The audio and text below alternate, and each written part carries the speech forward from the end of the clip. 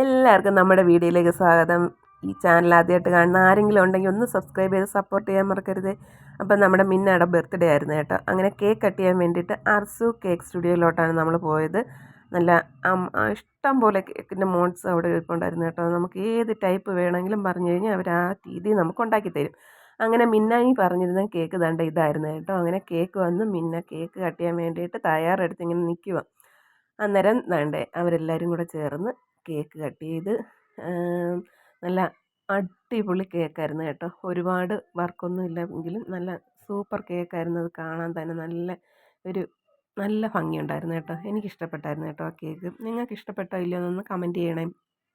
അപ്പം നമ്മുടെ പുനലുകാർക്ക് എല്ലാവർക്കും അറിയാം ഇത് എവിടെയാണെന്നുള്ളത്.